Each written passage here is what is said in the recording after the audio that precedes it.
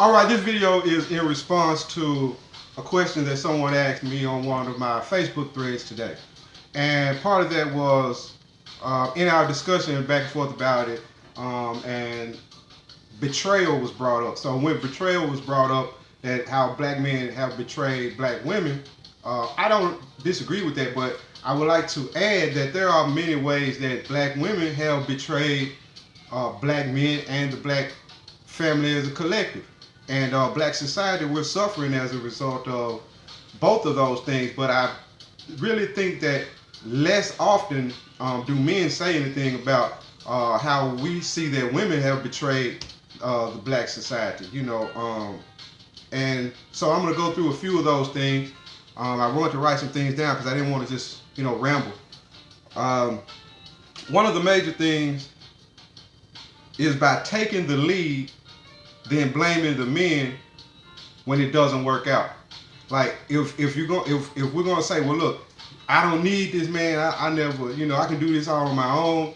Whether it was by force or whatever. When women begin to say, hey, look, I'm gonna take the lead. I run this, and I can do all this by myself. If it doesn't work out, then part of being what you want to look at as a sovereign or a person who is in the lead role, part of that is you have to take responsibility, and you have to take accountability for the wins and the losses.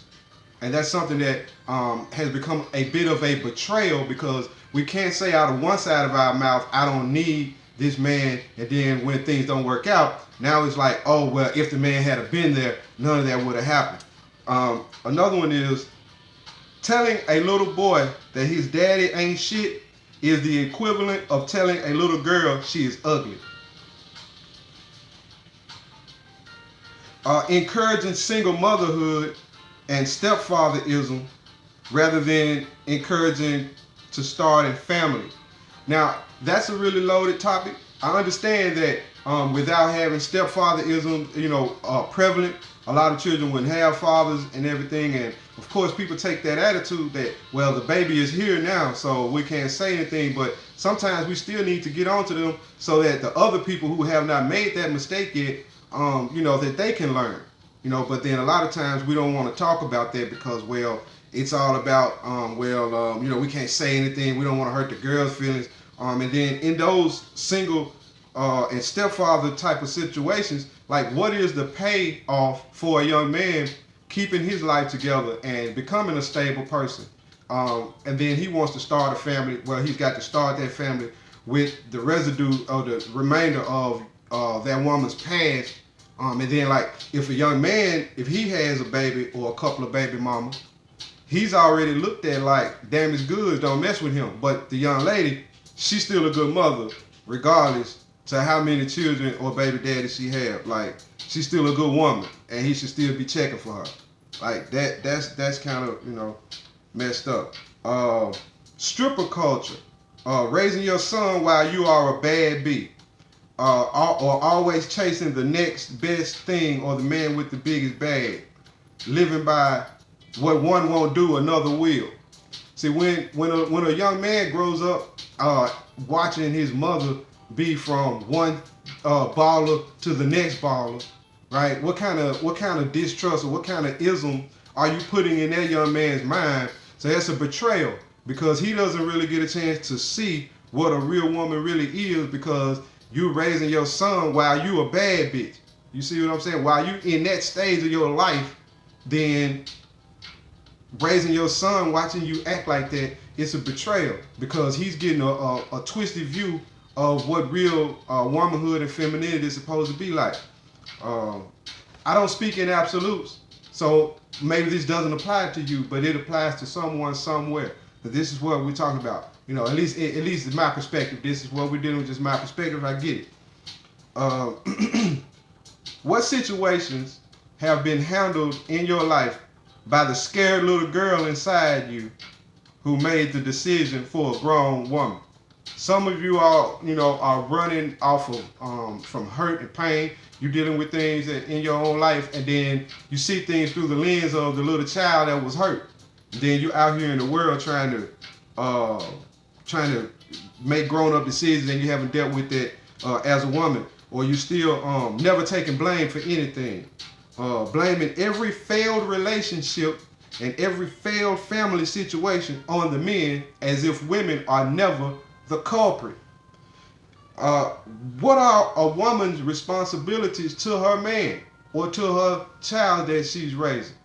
You know, that male child. Or your man you with? What is a woman's responsibility to a man? We talk a lot about, because woman, she don't have to do anything for you if you're not doing this or that. Like, men have to come to you with the best foot forward, ready to come out, pay for dates, pay for whatever you need. But you still, as a woman, you still have the prerogative to say yes or no.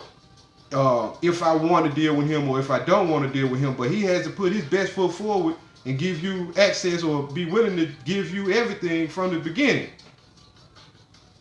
And you don't have to do anything until you decide he's a good man or not. That's a lot of the reason why chivalry is dead, because guys are like, man, I'm not putting everything on the line for somebody who doesn't have to put anything on the line for me. Let's see. We already went over telling the boy. Making your son docile in a hostile society. Some women are glad that their son is switching, because then as long as he's really effeminate, then he's not threatening. He's non-threatening as long as he's feminine. So you some of y'all happy that he's feminine. You rather he play with makeup than play with little toy guns or whatever like that. But in the reality of it, he may need a gun to defend himself, not so much as harm anyone who's not harming him. So it's a betrayal to put your girls above your boys. I hear a lot about we need girls empowerment, bring your daughter to work week, things like that.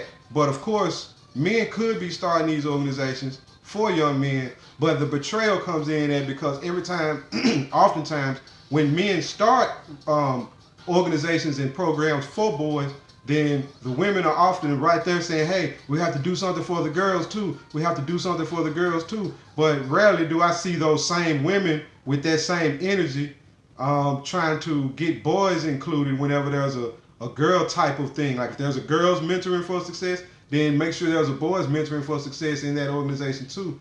If it's headed up by only women, then you guys need to bring some men on board in order to head up something for the boys the same way it's pushed in the opposite direction. Those are a few of the things that we've been dealing with as far as how the sisters are betraying the community and the movement. Now, none of this is being said that men haven't done this or that, and men have contributed to this, but the thing is, rarely has anyone said to women, hey, these are some of the things that you guys are doing wrong. The other one, and the biggest one, I will leave the big joker for last. There are some things that a single father would not dare ever try to teach his daughter. One of them is about when she becomes a woman physically, he's going to go find a woman he trusts and say, hey, can you talk to her about this? Hey, can you take her over here and help her, get her measurements so she can get her first training bra or whatever like that. Men generally understand that there are some things that we cannot teach women on how to handle themselves, how to care for themselves, and some of the mental things that women need to do. Men we don't argue about that. But on the other side of that, women are saying they don't need men's help at all to teach these boys how to be men. And so that's betrayal, and that's a slap in the face. Because if there are some things that only a woman can understand, then there are definitely some things that only a man can understand.